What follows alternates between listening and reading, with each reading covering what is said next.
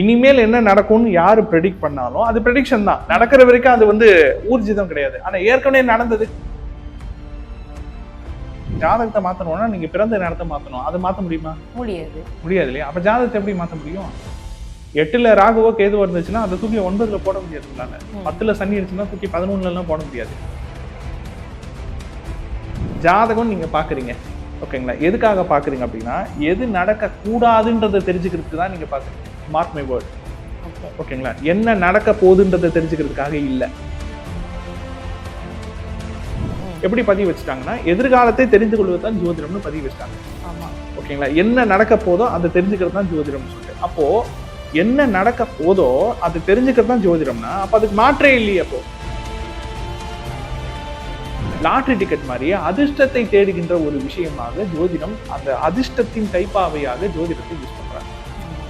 அதிர்ஷ்டத்துக்கு ஒரு Trump card ஜோதிடம் கிடையாது.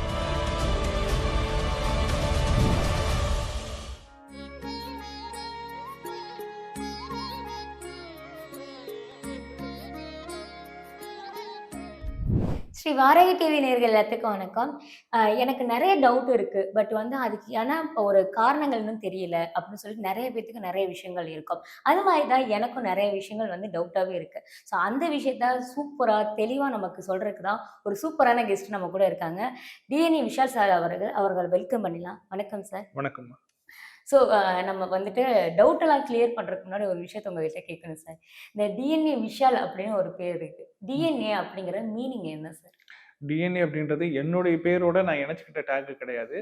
நம்ம ஃபாலோ பண்ற ஜோதிடம், நம்ம உருவாக்கிட்டு ஃபாலோ பண்ணக்கூடிய ஒரு மெத்தடுன்னு ஒன்று இருக்கு இல்லைங்களா? அந்த மெத்தடுக்கு வச்ச பேர் தான் டிஎன்ஏ அஸ்ட்ராலஜி, ஓகேங்களா? ஆரம்ப காலத்துல, அதாவது ஒரு 2013, 14 அந்த டைம்ல ரிசர்ச்ல இருந்த டைம்ல நம்ம அதுக்கு வச்ச பேர் வந்து நட்சத்திர ஜோதிடம்.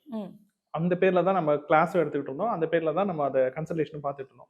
ஆனா நட்சத்திர ஜோதிடம் அப்படின்னு பேர் வச்சுட்டோமே ஒழிய அதுக்குள்ள நம்ம நிறைய ஃபைன் பண்ணது என்னன்னு பாத்தீங்கன்னா ஜெனட்டிக்கல் பேட்டர்ன் தான் நிறைய, ஓகேங்களா? 2 விஷயம் நம்ம வந்து தொடர்ந்து அந்த ஜாதக ஆய்வின் மூலியமா தெரிஞ்சுக்க முடிஞ்சுது. ஆய்வின் மூலியமா பல ஆயிரக்கணக்கான ஜாதகங்கள் மூலியமா.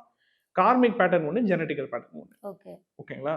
கர்மான்னு எல்லாரும் பேசுவாங்க, ஆனா கர்மானா என்ன டிஃபைன் பண்ண தெரியாது, ஓகேங்களா? ஒண்ணு. 2வது பரம்பரையில முன்னோர் செய்த நல்வினை தீவினை, அதுக்கு தகுந்த மாதிரி இப்ப உங்களுடைய வாழ்வியல் இருக்கு அப்படின்னு சொல்லிட்டு பொதுவா சொல்லிட்டு போவாங்களே ஒழிய அப்ப அந்த ஜெனட்டிக்கல் பேட்டர்னுக்கும் இதுக்கும் என்ன தொடர்புன்னு தொடர்பு படுத்த தெரியாது, ஓகேங்களா? அதை தொடர்பு படுத்துறதுக்கு ஜாதகத்தின் மூலியமாக ஆதாரங்கள் தேவைப்படுது இல்ல, ஓகேங்களா? அப்ப அதை தொடர்பு படுத்துறதுக்கு ஜாதகங்கள் மூலியமா நிறைய பேட்டர்ன் நமக்கு கிடைக்க ஆரம்பிக்கும். அப்படி பேட்டர்ன் நமக்கு கிடைக்க ஆரம்பிக்கும் பொழுது அப்ப அது வந்து இப்ப சிமிலர் பேட்டர்ன்லாம் சேரும்போது ஒரு ஃபார்முலாவா மாறும்ல. இப்போ வந்து ஒருத்தவங்க மெடிக்கல் ஃபீல்ட்ல இருக்காங்க, ஒருத்தவங்க சிவில் இன்ஜினியரிங் ஃபீல்ட்ல இருக்காங்க, வேற ஒரு டெக்னிக்கல் ஃபீல்ட்ல இருப்பாங்க. அப்ப அவங்களுக்கு திருமணமாகும், அவங்களுக்கு குழந்தைகள் பிறப்பாங்க. அதுல வந்து ஒரு 2 குழந்தைகள் 3 குழந்தைகள் பிறக்கிறாங்கன்னா ஒரு குழந்தையோட ராசி நட்சத்திரம் வேற, ஒரு குழந்தையும் பிறந்த வருஷம் வேற, டேட் ஆஃப் பர்த் வேற, எல்லாமே வேற, ஓகேங்களா? லக்னம் வேற, ஜாதகமே வேற. ஆனா அதெல்லாத்தையும் தாண்டி இவங்க டாக்டர் தான், இவங்களுடைய பிள்ளை தான் அவங்க அப்படின்றத இண்டிகேட் பண்ற மாதிரி 3 குழந்தைங்களோட ஜாதகத்திலயும் சிமிலாரிட்டி இருக்கும். அப்படியா? சில பாவங்கள் வந்து ஒரே மாதிரி இருக்கும், சில பாவங்களுடைய கர்ம தொடர்பு வந்து ஒரே மாதிரி இருக்கும். ஸோ அப்போ அந்த பேட்டர்ன் ரிப்பீட் ஆகிட்டே இருக்கும், ஓகேங்களா? அப்போ அந்த ஜெனட்டிக்கல் பேட்டர்ன் ஒவ்வொரு ப்ரொஃபஷனுக்கும் ரிப்பீட் ஆகும். எப்படின்னா அப்பாவோட ப்ரொஃபஷன் வந்து நம்மளுடைய ஜாதகத்துல 2, 6, 12 கட்டம் இருக்கு இல்லைங்களா? அந்த 12 கட்டத்துல 2ஆம் பாவம் 6ஆம் பாவம் அப்பாவோட ப்ரொஃபஷன். லக்னம் இருக்கு இல்லைங்களா? நம்மளுடைய லக்னம் 1ஆம் பாவம் பிளஸ் 9ஆம் பாவம் அம்மாவுடைய ப்ரொஃபஷன். அந்த மாதிரி தாத்தாவோட ப்ரொஃபஷன் இருக்குது, ஓகேங்களா? பாட்டி ஏதாச்சும் தொழில் பண்ணியிருந்தாங்கன்னா அப்ப அவங்களோட ப்ரொஃபஷன், மாமனாரோடைய ப்ரொஃபஷன், நம்ம யாரை கல்யாணம் பண்ணிக்க போறோமோ அல்லது நம்ம யாரோ ஏற்கனவே திருமணம் செஞ்சிருக்கோமோ அவங்களுடைய தொழில், அவங்களுடைய உத்தியோகத்தை சுட்டி காட்டக்கூடிய பாவம். இந்த மாதிரி 12 பாவத்துல 2 பாவம் நீங்க பிரிச்சீங்கன்னா 12 செக்ஷனுமே ஏதாச்சும் ஒரு கர்மாவோட கனெக்ட் ஆயிடும். அப்ப அந்த ஜெனட்டிக்கல் பேட்டர்ன் அடுத்தடுத்த தலைமுறைக்கு ரிப்பீட் ஆயிட்டே இருக்கு, ஓகேங்களா? அப்படி ரிப்பீட் ஆகும்போது சிமிலாரிட்டி நிறைய கிடைக்குது இல்லைங்களா? ஃபார்முலாஸ் நிறைய கிடைக்குது இல்லைங்களா?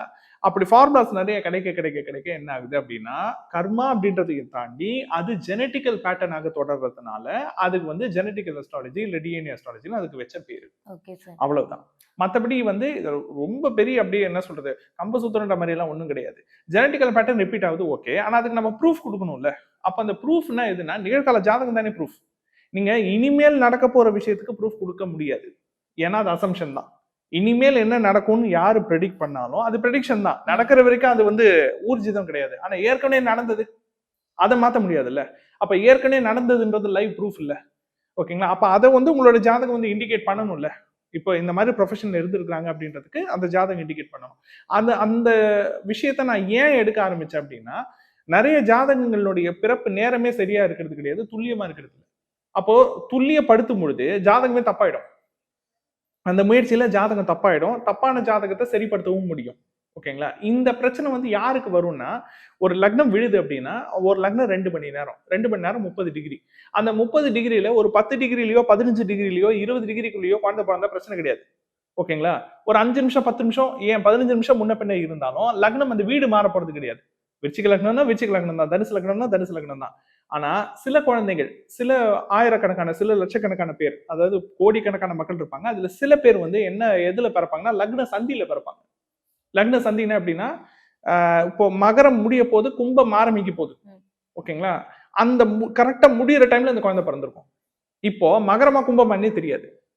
அப்போ நீங்க வந்து அக்கா புக்கா போட்டு ஏதாச்சும் ஒரு லக்னம் நம்ம டிஃபால்ட்டா ஃபிக்ஸ் பண்ணிட்டோம்னு வச்சுங்க. என்னன்னு தெரியாம ஃபிக்ஸ் பண்ணிட்டோம்னா, மொத்த ஜாதகமே தப்பாயிடும்ல. ஏன்னா லக்னம் ஏன் இம்பார்ட்டன்ட் நான் சொல்றேன்னா, அதுதான் ஒண்ணு. அதுதான் நம்ம. அப்போ நம்மளுடைய அம்மாவை தெரிஞ்சுக்கணும்னா 4ஆம் பாவம், அப்பாவை தெரிஞ்சுக்கணும்னா 9ஆம் பாவம். நம்ம இத்தனை பாவம் சொல்றோம் இல்லையா? கடத்தரனுக்கு 7ஆம் பாவம் நம்ம சொல்றோம். இப்ப இதெல்லாம் எங்க இருந்து ஆரம்பிக்குது? நம்மள இருந்து ஆரம்பிக்குது. 1ஆம் வீட்ல இருந்து ஆரம்பிக்குது. அந்த 1ஆம் வீடே தப்பாயிடுச்சுன்னா எல்லாமே தப்பாயிடும்ல. பொருத்தம் பார்க்கறதுல இருந்து எல்லாமே தப்பாயிடும். தனிப்பட்ட ஜாதகத்துக்கு கைடன்ஸ் பண்ணனால எல்லாமே தப்பாகும். அப்போ முதல்ல ஜாதகத்தை துல்லியமாக அந்த பிறந்த நேரத்தை சரி செய்வது எப்படி அப்படின்றதுல தான் ஃபர்ஸ்ட் இந்த ரிசர்ச்சே ஆரம்பிச்சது. இந்த ரிசர்ச் அப்படி ஆரம்பிக்கும் போது தான் நமக்கு ஜெனட்டிக்கல் பேட்டர்ன்ஸ் நிறைய கிடைக்க ஆரம்பிச்சது. அப்படி ஜெனட்டிக்கல் பேட்டர்ன்ஸ் நிறைய கிடைக்க ஆரம்பிக்கும் பொழுது நான் தெரிஞ்சுக்கிட்ட விஷயம் என்னன்னா, ஜாதகம்ன்றது வெறும் நமக்கான எல்லை கோடு மட்டும்தான், நமக்கான பவுண்டரி மட்டும்தான். இப்போ வந்து நமக்கு ஒரு எக்ஸாம் இருக்கு. அந்த எக்ஸாம்ல நமக்கு ஒரு கொஸ்டின் பேப்பர் கொடுக்கப்படுது. அந்த கொஸ்டின் பேப்பர் முழுக்க முழுக்க உங்களுக்கு அப்ஜெக்டிவ் டைப்பா இருந்தா எப்படி இருக்கும்? இருக்கு இல்லையா? எல்லா காம்படிட்டிவ் எக்ஸாம்ஸ் எல்லாம் உங்களுக்கு வந்து அப்ஜெக்டிவ் டைப் தான். உட்காந்து நம்ம பப்ளிக் எக்ஸாம் மாதிரி உட்காந்து எக்ஸாம் எல்லாம் உட்காந்து எழுதிட்டு இருக்க முடியாது. நிறைய 3 ஏபிசி 3 சாய்ஸ் இருக்கும், 4 சாய்ஸ் இருக்கும். ஏதாச்சும் ஒண்ணு நம்ம சூஸ் பண்ணணும். அந்த மாதிரி ஒரு கொஸ்டின் பேப்பர் தான் ஜாதகம். ஓகேங்களா? சில ஆப்ஷன்ஸ் நமக்கு இருக்கும், சில ஆப்ஷன்ஸ் நமக்கு இருக்காது. சோ இப்ப நம்ம ஜாதகத்துல பார்க்க வேண்டியது என்னன்னா, நம்ம ஒரு விஷயம் ஆசைப்படுறோம். ஓகே. அந்த ஆப்ஷன் முதல்ல நம்ம ஜாதகத்துல இருக்கணும்ல. கண்டிப்பா. ஓகேங்களா? அது இருந்தா தான் நம்மளால சூஸ் பண்ண முடியும். ஓகே. ஃபர்ஸ்ட் அந்த ஆப்ஷன் இருக்குதா? அதுக்கான பர்மிஷன் இருக்குதா நம்ம தெரிஞ்சுக்கணும். 1. 2வது அது பெஸ்ட் ஆப்ஷனா, வொர்ஸ்ட் ஆப்ஷனான்னு தெரிஞ்சுக்கணும். எந்த ஒரு விஷயமே வருமுன் காப்பது தானே சிறந்தது. ஓகேங்களா? Prevention is better then cure. அப்படின்னா என்ன அர்த்தம்? ஒரு விஷயத்துக்குள்ள போயிட்டு லாக் ஆயிட்டு, அப்புறம் அதுல 10 வருஷம் 20 வருஷம் அதை விட்டு வெளியவே வர முடியாம மாட்டிக்கிறதுக்கு, அந்த விஷயத்துக்குள்ள போறதுக்கு முன்னாடியே அது நமக்கு பெஸ்டா வொர்ஸ்டான்னு தெரிஞ்சிருச்சுன்னா, முன்னாடியே நம்ம உஷாரா இருந்திருப்போம் இல்லைங்களா? இந்த பர்பஸ்க்காக உருவாக்கப்பட்ட, இந்த பர்பஸ்க்காக வழி நடத்தப்படுகின்ற ஜோதிடம் தான் மரபணு ஜோதிடம். Okay sir. ஓகேங்களா? சோ நீங்க சொன்ன விஷயத்துல எனக்கு தோணுது என்னன்னா, சில பேர் நீங்க வந்துட்டு இப்ப இந்த ராசி, அந்த ராசி அந்த 5 நிமிஷம் கேப்ல பிறந்தவங்களுக்கு தான் இதுவா, அதுவா அப்படிங்கிற ஒரு டிஃபரெண்ட். அத நம்ம ஜாதகத்தை மாத்த முடியும் அப்படின்னு நீங்க ஒரு விஷயம் சொன்னீங்க. மாத்த முடியறது கிடையாது. ஜாதகம் அந்த டைம் நீங்க துல்லியப்படுத்த முடியும். டைம் துல்லியப்படுத்துறது மூலியமா கரெக்டான லக்னம் இதுன்றதை உங்களால கண்டுபிடிக்க முடியும்.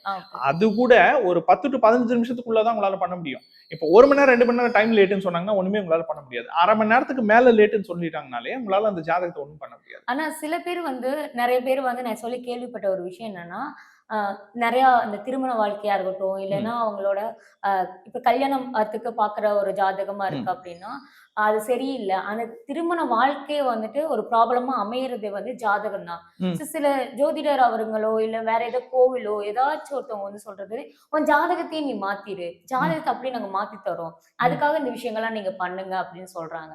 சோ நீங்க சொல்ற விஷயங்கள் வந்து அதோட கனெக்ட் ஆகாம டிஃப்ரெண்டா இருக்கு. சோ அப்படி நம்ம அவங்க சொல்ற விஷயங்கள்லாம் மாத்த முடியுமா? இல்ல அப்ப நான் உங்களுக்கு திரும்ப நான் உங்களுக்கு ஒரு கேள்வி கேட்கிறேன். ஜாதகத்தை மாத்தணும்னா நீங்க பிறந்த நேரத்தை மாத்தணும். அதை மாத்த முடியுமா? முடியாது. முடியாது இல்லையா? அப்ப ஜாதகத்தை எப்படி மாத்த முடியும்? 8ல ராகுவோ கேதுவோ இருந்துச்சுன்னா அதை தூக்கி 9ல போட முடியாது உங்களால. 10ல சனி இருந்துச்சுன்னா தூக்கி 11ல எல்லாம் போட முடியாது. அது பிக்சட்னா அது பிக்சட் தான். கோச்சாரத்துல கிரகம் சுத்திக்கிட்டே இருக்கும். ஓகேங்களா? அதுக்கு வேலை என்ன? நம்மள உயர்த்துறதோ கெடுக்கிறதோ அதுக்கு வேலை கிடையாது.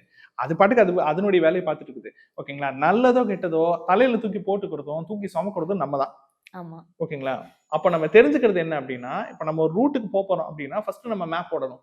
கரெக்ட்டுங்களா? அந்த பக்கம் ஃபர்ஸ்ட் வழி இருக்கான்னு நம்ம பார்க்கணும். ஜாதகத்துல ஃபர்ஸ்ட் நமக்கு வழி இருக்கான்னு பார்க்கணும். வழி இருக்குன்னா எது சிறந்த வழின்னு நம்ம பார்க்கணும். அவ்வளவுதானே? சரி. ஆனா இங்க ஜனங்க கேக்குறது என்னன்னா, சார் நான் அதுல போயிடுவேனான்னு போட்டிருக்கான்னு கேட்பாங்க. ஓகேங்களா? அதுதான் இருக்கிறதுலயே மட்டமான, முட்டாள்தனமான, பைத்தியக்காரத்தனமான 1000 வருடமாக திருப்ப திருப்ப கேட்டுட்டு இருக்கக்கூடிய கேள்வி. ஓகேங்களா? ஜாதகம் நீங்க பாக்குறீங்க. ஓகேங்களா? எதுக்காக பாக்குறீங்க அப்படின்னா, எது நடக்க கூடாதுன்றத தெரிஞ்சுக்கிறதுக்கு தான் நீங்க பாக்குறீங்க. Mark my word. ஓகே. ஓகேங்களா? என்ன நடக்க போகுதுன்றத தெரிஞ்சுக்கிறதுக்காக இல்ல. என்ன நடக்க கூடாதுன்றத தெரிஞ்சுக்கிறதுக்கு தான். ஜாதகம். அப்படிங்களா? சரி. அப்போ இப்ப நான் ஒரு 2 டெர்ம் சொன்னேன்ல. ஆமா என்ன சார். நடக்க போகுதுன்னு ஒண்ணு இருக்குது. ம். எது நடக்க கூடாதுன்னு கூடாதுன்னு. இருக்குது. இப்போ இந்த 2த்துக்குமான வித்தியாசம் உங்களுக்கு புரியுதா? புரியுது சார். ம். ம். பப்ளிக்கு புரியுதா? சில பேத்துக்கு புரிஞ்சிருக்கும் சார். சரிங்களா? அதுதான் போராட்டம். ம்.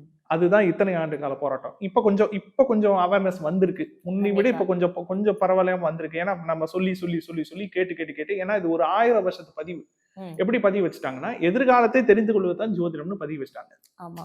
ஓகேங்களா? என்ன நடக்க போதோ அத தெரிஞ்சுக்கிறது தான் ஜோதிடம்னு சொல்லிட்டு. அப்போ என்ன நடக்க போதோ அது தெரிஞ்சுக்கிறது தான் ஜோதிடம்னா, அப்ப அதுக்கு மாற்றே இல்லையே அப்போ.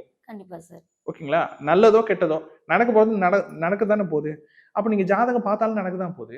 ஜாதகம் பார்க்கலனாலும் நடக்க தான் போகுது. அப்ப நீங்க என்ன பர்ப்பஸ்க்கு ஜாதகம் பார்க்குறீங்க? ம். கரெக்ட் தானே? என்ன நடக்க கூடாதுன்றத தெரிஞ்சுக்கிறதுக்கு தான் ஜோதிடம் இருக்கு. அப்ப என்ன நடக்க கூடாதுன்றத தெரிஞ்சுக்கணும்னா, கைடன்ஸ் கேட்டா தானே அது முடியும். எது சரி, எது தப்புன்னு கேட்கறது தானே கரெக்டான கேள்வி. கண்டிப்பா. அத விட்டுட்டு நான் உழைக்க மாட்டேன், நான் எதுவும் பண்ண மாட்டேன், என்னோட முயற்சியில நான் எதுவும் பண்ண மாட்டேன். எனக்கு தானா ஒரு விஷயம் நடந்துடணும். நடக்குமா அப்படின்னு லாட்டரி டிக்கெட் மாரி அதிர்ஷ்டத்தை தேடுகின்ற ஒரு விஷயமாக ஜோதிடம் அந்த அதிர்ஷ்டத்தின் கைப்பாவையாக ஜோதிடத்தை யூஸ் பண்றாங்க. ஆமா. அதிர்ஷ்டத்துக்கு ஒரு ட்ரம்ப் கார்டு ஜோதிடம் கிடையாது. ஓகேங்களா? உங்களுடைய முன்னேற்றத்துக்கு நீங்க எடுக்கக்கூடிய முடிவுக்கு, உங்களுடைய சிந்தனை தெளிவுக்கு ஒரு ஊன்றுகோல் தான் ஜோதிடம். ம். ஓகேங்களா? உங்களுக்கே டிஃபால்ட்டா சிந்தனை தெளிவு இருக்குதா? சத்தியமா ஜாதகம் தேவையில்ல. ஓப்பனா சொல்றேன். தெளிவான சிந்தனை உங்களுக்கு இருக்குது. உங்களோட லைஃப் பத்தின கிளாரிட்டி உங்களுக்கு இருக்குது. நான் என்ன போணும், எதுவா ஆகணும் அப்படின்ற ஒரு ஆம்பிஷன் ஆகட்டும், அதுல இருக்கக்கூடிய நெளிவு சுழிவாகட்டும், இத நான் தெரிஞ்சு தான் செய்றேன், நான் கரெக்ட்டா செய்றேன் அப்படின்னு சொல்லிட்டு உங்களுக்கு ஒரு சில பேருக்கு ஒரு பக்கா கிளாரிட்டி இருக்கும். அதாவது சொல்லுவாங்கல்ல, இன்பார்ன் மெச்சூரிட்டின்னு சொல்லுவாங்க. பிறக்கும்போதே சில பேர் வந்து அந்த ஒரு லெஜெண்டரி மெச்சூரிட்டியோட இருப்பாங்க. ஓகேங்களா? வயசு 8 வயசு தான் இருக்கும், 10 வயசு தான் இருக்கும். ஆனா பிஹேவ் பண்றது ஒரு 60 வயசு ஆள் மாரி பிஹேவ் பண்ணுவாங்க சில பேருக்கு. அவங்களுக்கெல்லாம் ஜாதகமே தேவையில்ல. அவங்களலாம் பார்க்கவும் தேவையில்ல. 2வது அவங்க யார் சொல்ற கைடன்ஸும் கேட்கவும் மாட்டாங்க. ஆனா எல்லாருக்கும் அந்த மாரி இல்லல்ல. எல்லாரும் வந்து நீங்க நெறைய பேர் புலம்புறத கே அதாவது ஒரு காமனான ஒரு புலம்பல் நம்ம என்ன கேட்போம்னா, இது முன்னாடியே தெரிஞ்சிருந்துச்சுன்னா நான் இத செஞ்சிருந்திருக்க மாட்டேன்பாங்க. ஆமா. ஓகேங்களா? அப்போ முன்னாடியே தெரியுறதுன்னா என்ன? ஒரு விஷயம் டிசைட் பண்றதுக்கு முன்னாடி அது சரியா தப்பான்னு தெரியணும்ல. அது விட்டுட்டு நீங்க 10 வருஷம், 15 வருஷம் நீங்க அனுபவிச்சு எல்லாரும் ஆண்டு முடிச்சாச்சு. இப்ப நீங்க ஜாதகம் பார்த்து உங்களுக்கு நேரம் சரியில்லைன்னு சொல்றதுனால என்ன பிரயோஜனம்? சொல்றவருக்கு தான் என்ன பிரயோஜனம்? கேட்கிறவங்களுக்கு தான் என்ன பிரயோஜனம்? கண்டிப்பா சார். அவ்வளவுதான். சோ இப்ப நம்ம என்ன சொல்றோம்னா, நம்ம என்ன ஒரு விஷயம் செய்றோம்னாலும், அது வந்து ஃபர்ஸ்ட் ஜென்யூனா இருக்கணும், நேர்மையா இருக்கணும். 2வது விஷயம் அது நேர்மையா பயன்படணும். ம். ஓகேங்களா? அப்போ 2 பக்கமும் அந்த நேர்மை இருக்கணும்.